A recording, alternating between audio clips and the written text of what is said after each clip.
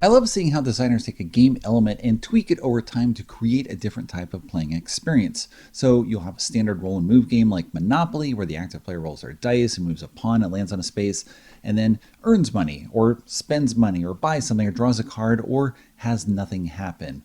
In all of those cases, pretty much the active player is the only one who is affected by that die roll. But from there you go to Catan, where player rolls the dice and everyone has the chance to gain something or lose something, depending on the cards in their hand and the position they've built on the shared game board. And from there, you go to Machikoro. You're going to roll 1 or 2 dice. People are possibly going to gain something, but we all have our own individual spaces that we're building up by acquiring buildings. So I've got my space, you've got yours. Okay, we're all separate, but focused on particular strategies with what we're getting. And from there, you go to Space, where each player has a area of the same size with spaces 2 to 12 on it to match the results that you can get from rolling 2 dice. You're going to roll 2 dice on a turn.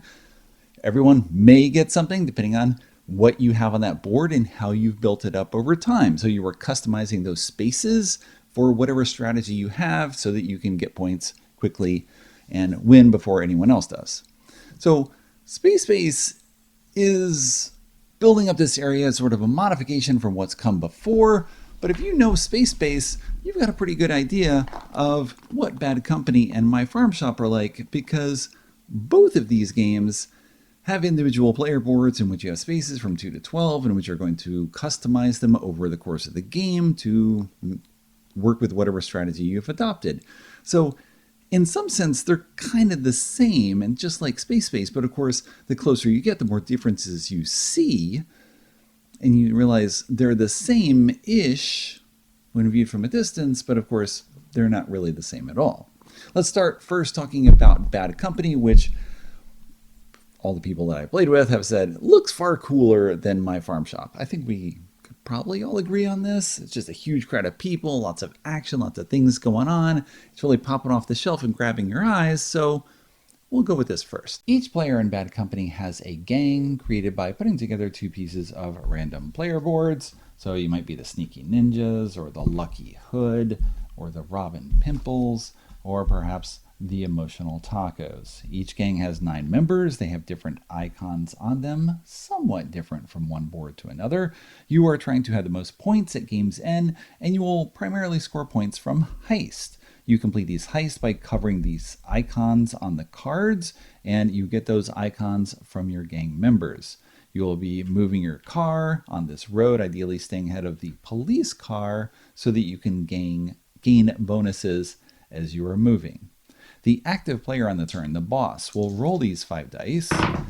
They can pay $1 to re-roll any number of the dice, and then they are going to pair the dice.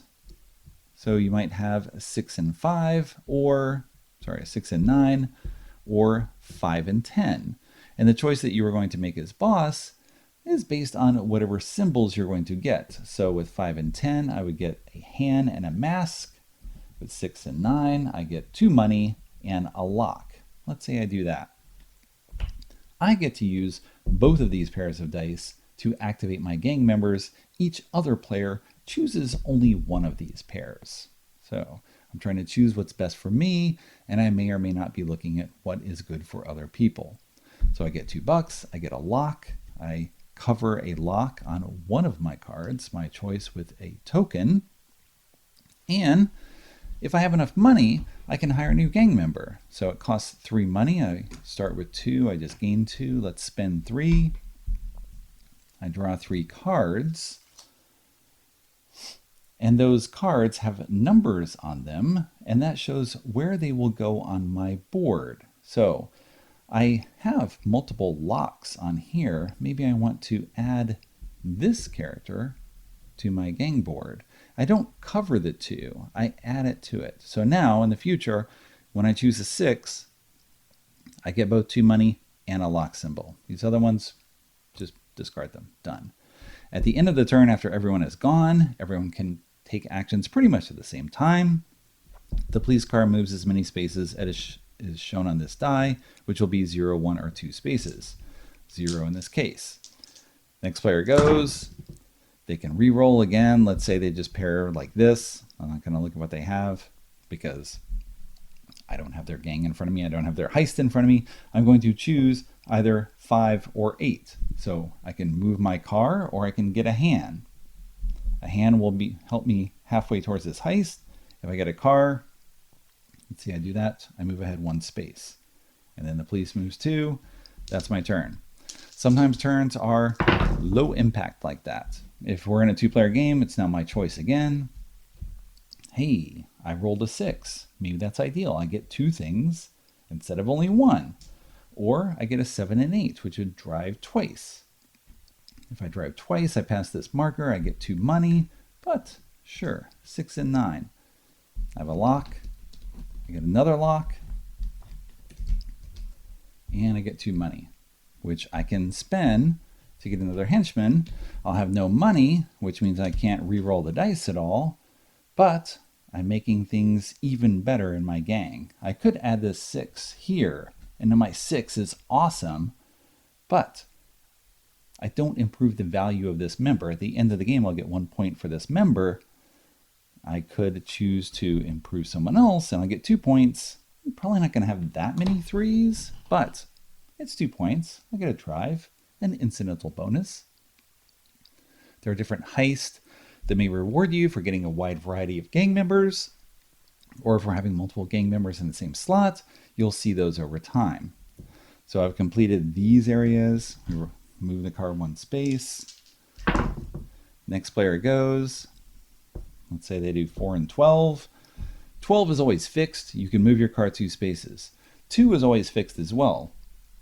You choose either the lock, hand, or mask, and you get as many of those as you have depicted on your board. So sometimes, depending on when you're drafting henchmen, maybe you just want to get hands. I've already got 2 hands. Maybe I just keep putting hands on. And so if a 2 comes up, I can pick hands. I don't get tons of hands. Is that helpful? Well, if my heists need hands, yes. But you can also use the icons for bonuses that are always fixed on the board.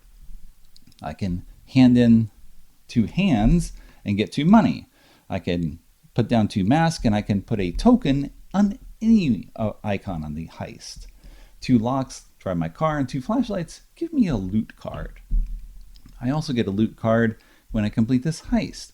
And loot cards have various bonuses. I get to use both gang members when I'm not the boss. I get 2 masks to place wherever I want, so I can save that or use it immediately to cover this. I get 3 money, hands, and so on. I can use a gang member next to the gang member I should be using. So there's different possibilities there. When you complete a heist, you're going to put it aside. So if I completed this one, let's say, I completed some painting heist, I'm going to score 1 point for each painting I have in my completed heist at the end of the game. So the value of this card is a mystery right now. And I put this over on the side. I flip it over. I don't need to show the icons because it's done, but I completed this painting heist, so I get the painting necklace. I get some bling to show off what I'm specializing in. I get a point for getting that necklace. I put it on a gang member of my choice. And when I use this gang member in the future, then I get a point. So it's an additional incentive to roll a particular number or choose a particular number if I'm the boss. Or of course, if I'm not the boss and someone else rolled an 8. If someone ends up getting more paintings than me or the same number of paintings, well, then you got a tiebreaker number here. They will steal the necklace from me. So the necklaces might pass back and forth over time. You are going to continue moving. You have shortcuts. So if I'm here, I can take a shortcut up here. I bypass these bonuses, but I want to stay ahead of the police car. If the police car is ahead of me, I don't get a bonus when I pass it, so I would not receive this loot bonus here. Additionally, at the end of the game, if I am behind the police car, I'm going to lose points. I don't want that either. When you complete a heist, you're going to pick a new heist from the 5 available. Some of them are just straight up worth more points than others. This one is worth only 1 point, but when you are the boss, you get a free reroll, so you don't have to spend money, which is awesome if you are spending all your money, as I often do in this game. This one, whenever you roll a 2 on the police die, after the re-rolls are finished, you get to move your car. So you get to stay a little ahead of the officer. Okay. This one is worth only 1 point, but it's a storage area. So when I roll a flashlight in the future, if I've completed this, I can put the flashlight over here, and then I can move it onto the board later. So maybe I don't have a flashlight at that time, or I'm saving it up or doing something. There's all sorts of different possibilities. I get points for having a stack of gang members on my board, or I can spend $1 to move a marker from one space to another. You're going to keep having different powers and different things that happen with your heist as you complete them, or special powers that you gain. So I get a new heist, we turn over another one, so we have 4 available, and we continue playing, adding new gang members to our gang, beefing up the powers that I get when we choose certain numbers, moving on the track. Okay. The game ends when someone has 6 heists, or a car has entered the red zone here. You take one final turn by setting aside the police die. You roll all 4 dice. There's no re-rolls. Everyone can pair them up as they wish. Although in this case, the only choices are 6 and 12 or 7 and 11. Everyone uses both pairs that they choose, and then you see who has the most points. You're gaining points from the heist. You're gaining points if you've reached these spaces in the red zone. Each necklace you have is points. Every 2 tokens you have on your board or heist at the end of the game are worth points. Your gang members are worth points. So there's points all over the place, but the focus for most of the game is completing those heists, because that's usually where most of the points come from. And whoever has the most points wins. I played Bad Company 7 times on a copy borrowed from the BoardGameGeek library with 1, 2, and 3 players. And the solitaire game plays pretty much like I just described, with only a couple of modifications. The police car starts at the end of the track as if you had a 6-player game. You take your turn like normal, rolling the dice, activating 2 of your gangsters, going through your turn and moving the police car, and then at the end of your turn, moving the police car 1 extra space. And if the police car ever passes you, you lose. Otherwise, you finish the game like normal by completing 6 heists or reaching the red portion of the movement track. You tally your score and see how well you did by looking at a chart in the rulebook. And this is an example of the solitaire-ish nature of Bad Company, in that the nature of gameplay doesn't change whether you are playing on your own or with other people. You're doing your own thing, and what other people are doing is often irrelevant. You have minor competition for the necklaces, where you are trying to take one of the 4 types of goods so that you can claim a necklace, but I might steal a necklace from you, which is worth a point. Then I activate that gangster who has it 1 or 2 times. It's a point or 2, and you steal a necklace, and that's a point or 2, and someone else steals from me. And it all kind of balances out. In the 2 2-player games I played, each of us claimed 2 necklaces. We scored them a couple of times, and it's just a wash. There is possibly competition for heist, but I'm pretty much going to take a heist that I think works with the other heist I'm already working on, so I don't need too much of the same icon unless I'm generating a lot of that icon on my board. I'm not worrying about what you are working on with heist. I'm mostly focusing on what I can do with my gangsters as I build up my board. So I'm looking at gangsters, I'm going to put them out in front of me. Again, what I take doesn't matter to you, because the cards I don't choose are being thrown out of the game. We're racing side by side, sort of, to get away from the police car, but there's no benefit to me being ahead of you or you ahead of me. The icons are very small, so I look across the table, and often I can't even see what someone is getting. So when I'm splitting the dice, I'm just focusing on what I'm getting. Maybe if you have 2 or 3 gangsters on a space, I'll just be like, I'm going to avoid 8.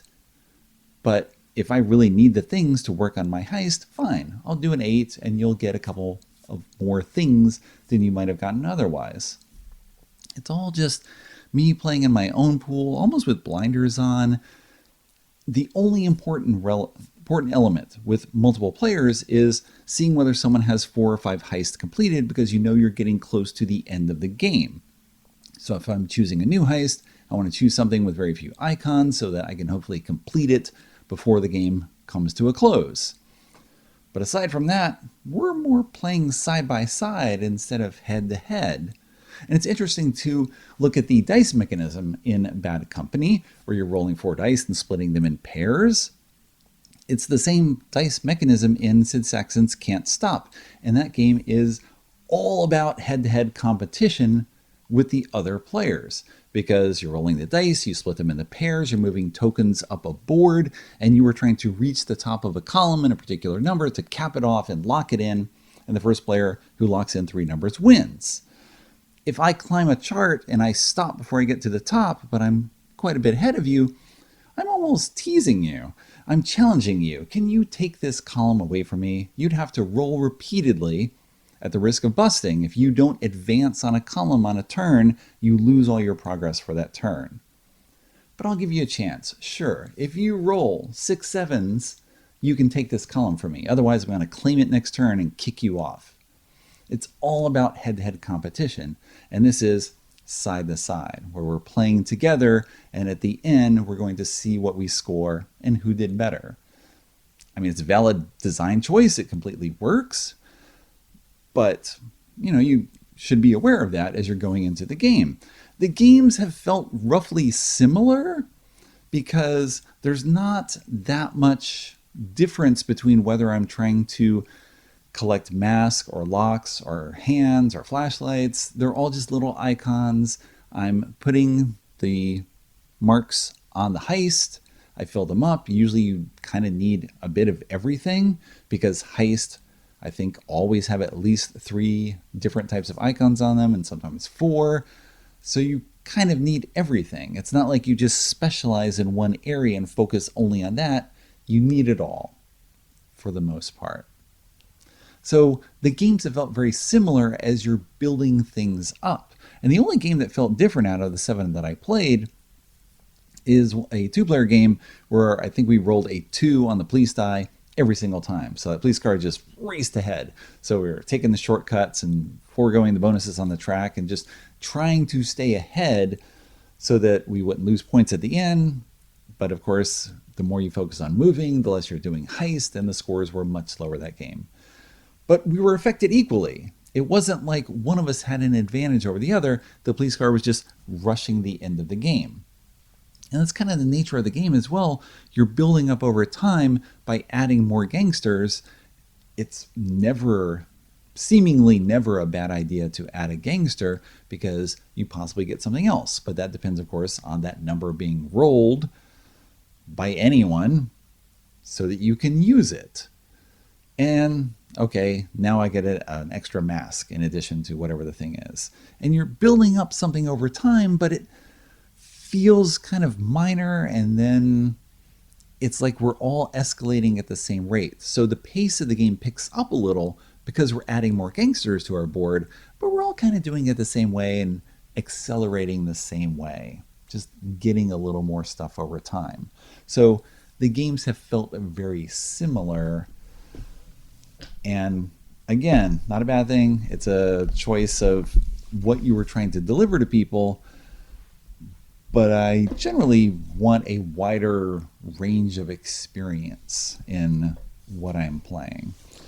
And so this is going to bring me to my farm shop, which looks like Farmville the board game. I have not played Farmville, but I've seen plenty of those ads back in the day on Facebook. And this has a very generic look to it, but I think it has better choices, or more meaningful choices, at least for my preference in game, where you have a difference in how the board develops each game. You have a wider range of experience, and your choices generally matter more. Let me show you. As in Bad Company, in my farm shop, you have a common board, the market board. It has 6 cards on it and a score track on the perimeter. Each player gets their own game board. They have slight differences on them. The 4 goods in the game, eggs, honey, milk, and wool, are in different arrangements on each board. You have a different good paired with the burlap sack, but otherwise they're the same. Each player starts with 2 burlap sacks and 1 good of each type on their farm stall. As the active player, you roll the 3 dice, and then you use one of the dice to take a new card from the market, and the other 2 dice activate this space on all players' boards. So I can take the 1 and activate 6, or I can take the 3 and activate 4. You can spin a burlap sack to alter the number that you are activating on your board, and this is only for you. Each player can spin sacks individually to alter what they are activating on their board. The red bordered cards are one-shot use. So if I take this here, it is take 3 goods of the same type. I put this here. This is get a good of my choice. Let's say I take wool. There's no particular reason at this point to take one good over another, but you take something. And then you replace that card on the deck with a 1 card. The deck is composed of cards 1 to 6 in order, so they change over the course of the game. Not all of the cards are used. You adjust the deck based on the number of players in the game, so you'll have some variety in which cards come up. The next player goes. They're going to either take the 1, the 2, or the 5, and they activate the pair that's left over. So you often have at least 2, sometimes 3 choices of what to get in the market and then what to activate here. So you have a bit of a puzzle as to how you want to build up your farm over time and what's important to you. The one-shot cards are very powerful, getting 3 goods of the same type, or 1 good of each type, or a sunflower. I'll talk about that in a moment. Or you're building up engines where you are modifying what's already there. If you take this card, for example, you can place it on this space. So instead of a burlap sack, you get a sack and a coin. So that's better than what everyone else has for that space. Or if you want to go on some sack-heavy strategy, you can place this here. You're no longer getting honey on a 9. The only way to get honey is with these mystery items here where you get your choice. But that's up to you. You can modify your board as you wish. You have something like this. This is handing in 2 pairs of some good, your choice, for 8 coins. This is just any 2 goods for 4. Okay. So you're going to modify things over time. So let's say the person took the 1, which is here. Activate 7. I can sell any 2 goods and get a sunflower. So sure, we'll go ahead and do that. When you get a sunflower, you place it on one of these spaces above your board. You can only place 1 above the 8 and 6. Everyone else gets 2. You cannot modify the 7. There's reasons for this. When you place this here, the next time you roll an 8, let's say this is a 2-player game and it's my turn again, and maybe I can get an 8. Sure, like magic. So I'm going to get this thing, this one-shot use. Let's go ahead and put it here for the moment. And then I activate 8. When you have a sunflower, you get 1 more of whatever you would get. So instead of getting an egg and a burlap sack, I can get 2 eggs and 1 sack, or 1 egg and 2 sacks. My call, depending on whatever I think is more valuable at the time. If I had placed this here, one shot, I would take 1 good of each type, and because I have a sunflower, I get 1 extra good. If the sunflower ends up here, I would sell 2 goods and I would get 5 coins instead of 4. So you get 1 extra thing, whatever the thing is that you would be getting. So place this here and continue. And now as we start going through the cards, you start seeing reasons for why you want to get one thing over another. So let's say my opponent did this, I activate 4.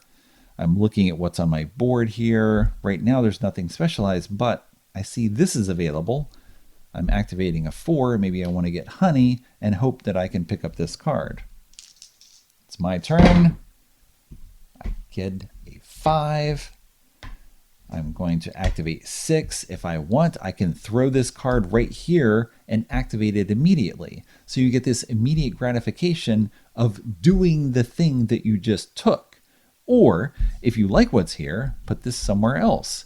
Maybe I decide I don't want to do any sunflowers this game because I have to spend goods to do it, and sometimes you just don't hit the sunflowers. Okay, maybe I can put this over here. So you have lots of choices of where you're going to be placing things. But I can put this here, activate it with the 6, spend 1 good of each type, get 2 sacks, and 6 coins. Now I don't have one good of each type anymore. Oh, I should have filled this up before. But we continue. I have something to work for now. I have something to focus on. And I have bags to let me get 6s by modifying the die roll. So my opponent goes, maybe they're happy to choose a 6, add that to their board, and then they know that I can't activate this and get anything from it. I could if I wish, though. I'm going to spend this, pretend it's a 5, blow this, and get 3 goods of the same type, just so I can work towards having 4 of a kind again. Now I take my turn. All right, now we're starting to get some modifications here for what is going to be activated on a turn. I will take 3. Don't really want 3, but okay. Put this here, activate 10, and actually I'm going to spend this to make it a 9, and I get honey, and now I'm all set for this. I would love to get this to pair with this, but of course, who knows what my opponent's going to do. You can spend a burlap sack as well, so I could spend 1 to make this a 6. If my opponent were going to do this, to take this double egg production thing away from me, and now we all activate 4. We continue on. So the entire game, you're building something. Every time you're the active player, you are adjusting your farm. If you get sunflowers on it, you can adjust it further to ramp up whatever you're working on. If I have this here, I want variety in terms of what I'm getting. I don't want anything to be covered. If I cover up the yarn spot with something that's non-yarn, now I'm going to have a problem making this happen. So you build an engine over time. Let's look at some of the other cards in here. All right, that's all production stuff in level 2. Well, not all of it. Now we start getting sales thing. Sell honey, sell eggs. You don't know what's coming in the deck, and you shift and change as the game continues to try to make use of whatever you're getting. There's a one-shot use where you get more money, but then it's gone. That's your choice that time. More sales. Now you can sell your sunflowers. You decide, I don't need that anymore. You got this one here. This card is going to be placed some level 7 to 11. If I place it here, then when I roll a 9, I do the spot above it. And so now instead of only getting honey, I can put this here, get a 9, and get the good of my choice. This one works similarly. If I put this here, I roll a 5, I do either of these spots. So again, more choices over what you're doing. These are somewhat straightforward. Sell, sell, sell. Here you got a choice, get honey or milk, or sell honey and milk for 6 coins. So it's its own combo that you are running through. Everything's ramping up over time. Sell a card for 4 coins, so you're destroying your farm for money. And there you go. You run through the whole deck. When you finish the last card, everyone gets one more turn where they can activate a space of their choice, and then whoever has the most coins wins. I played my farm shop 6 times on a review copy from Pegasus Spiele with 2, 3, and 4 players. And despite the game's generic look, I prefer it to Bad Company for 2 reasons. One, as the active player, you have more meaningful choices with the dice that you roll. You are adding something to your farm every turn. You typically have 2 choices available, often 3 choices. I've seen a few people roll 3 of a kind with their dice and have no choices, but that rarely happens. And those choices are more varied than in Bad Company. Bad Company, you got a gangster with 1 or 2 points and some icon on it, and that's it. Here you've got production choices or selling choices or some other type of choice when you start getting into the arrows and things. And that provides more variety into what you're building on your board. Beyond that, you can place the card that you're getting on the space that you're activating that same turn and know that you can use it. Whereas in Bad Company, maybe you put someone down and you never get that number again. You know you can activate it. And this gets into the second area of difference and why I prefer it, is that the game feels like it has an actual arc of play thanks to the deck structure where you've got some minimal effects, and then you have this production phase where you start getting cards that produce 2 of something, or a coin and something else. They just build over time. You start having varied effects with sunflowers and arrows, and then you get these bigger cards, these selling cards that are worth more money or that produce and sell as well, and you get bigger effects out of what's happening. So the game actually has this arc of play where things get bigger and more dramatic. So that is different from what Bad Company has, where it feels like kind of the same thing across the board. Mostly because it feels like you have less choice over what's going to be activated and what actually happens when you activate that thing. You're not just ticking off boxes by filling in the spaces, but you're producing stuff and then you're selling stuff. This ebb and flow feels more satisfying. Not everything is perfect in my farm shop. The 4 goods are interchangeable. It doesn't matter whether you're collecting eggs or honey or milk. It just depends on what cards are going to come up. You are at the mercy of the randomness of the deck. You can't go into play and be like, I'm going to dominate milk this game, because those cards just might not be in the deck. So you have to adapt to what's coming, and that feels more realistic, where, as in real life, maybe you've got the ability to produce something and then you have to find a market for it.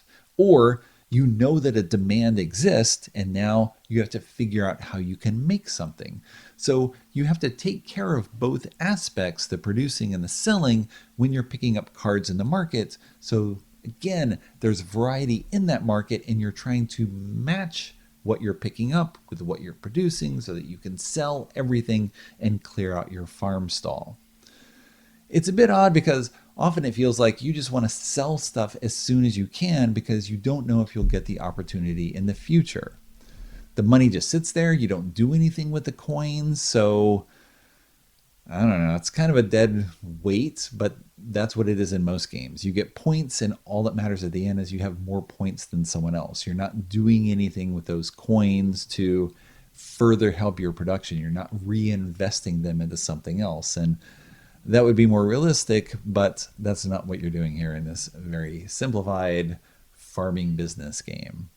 So there's some things missing, perhaps, or at least that could be more varied in how the game plays, but it's far more varied than Bad Company in how each game feels. It feels different as you're developing things, and this game, suddenly you're just like, I care about honey and milk. I'm going to specialize in that. I'm going to pull in certain cards. And the other players are paying attention to that, and they will often pick something where you can't get that particular number and activate that space.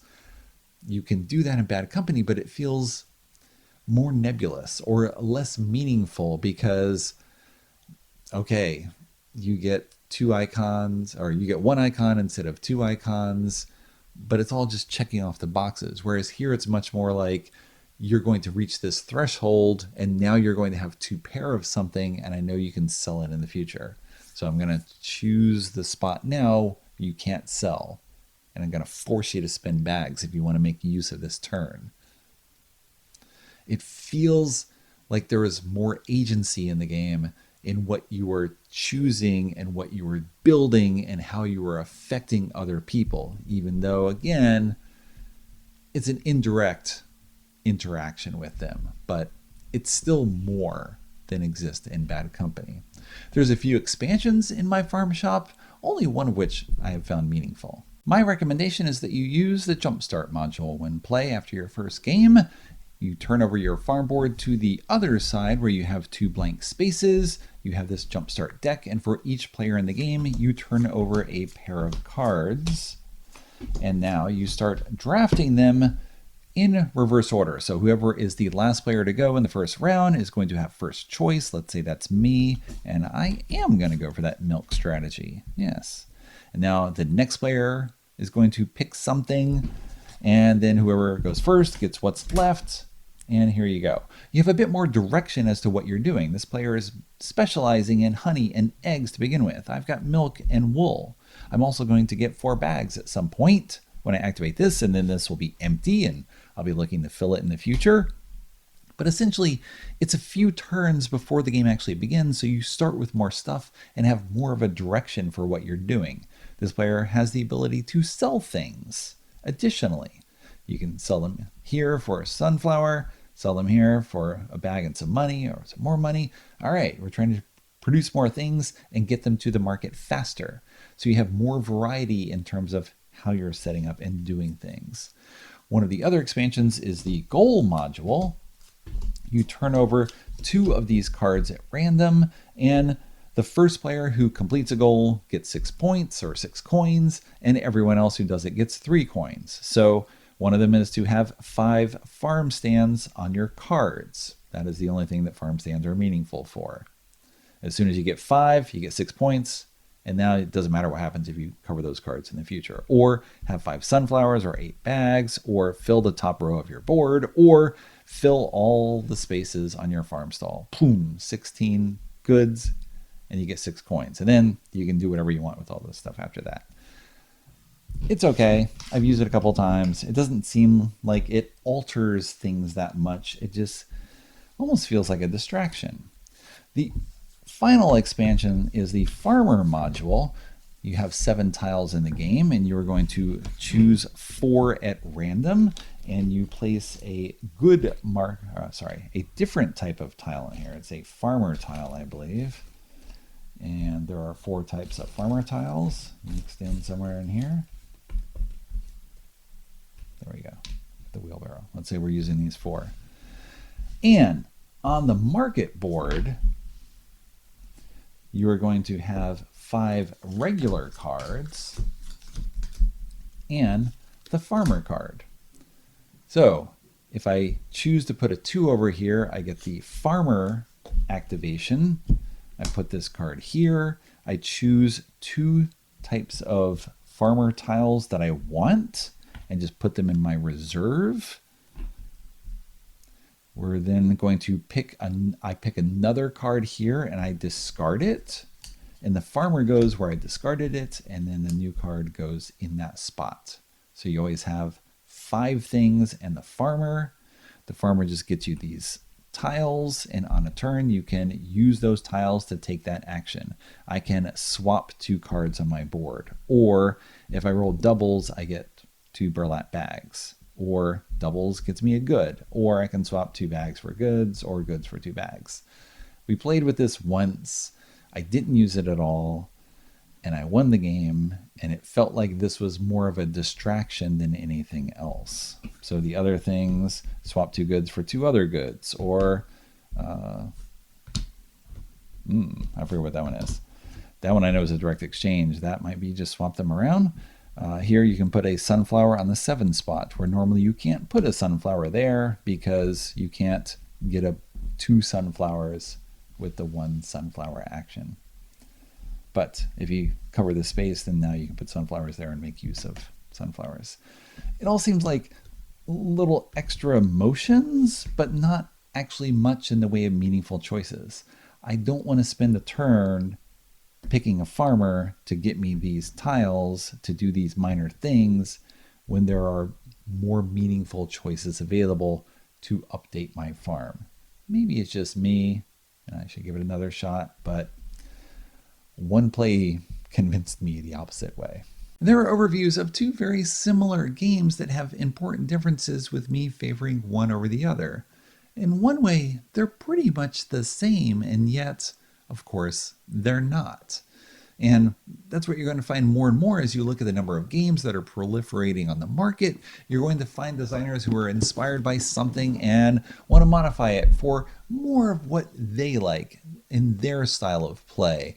And it's going to be perfect for them, but sometimes you have to play through things enough to figure out what you really enjoy out of a game and what's important to you in the experience that you take home from it.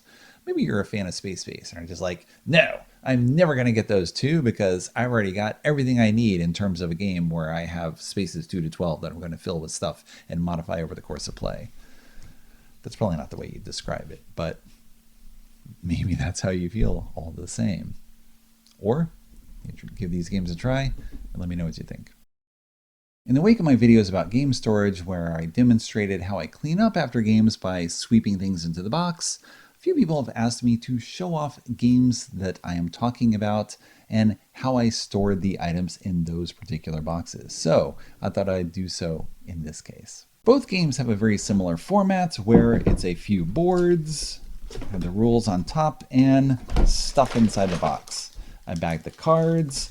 Nothing else is bagged, but before I return this to the BGG library, I will bag everything in bad company to ensure nothing gets lost in transit. My farm shop looks the same, rules on top, boards, and then farm stalls, farmer expansion, everything else. Cards on the side, I don't bag these cards because there's a neat little trough for them to sit in.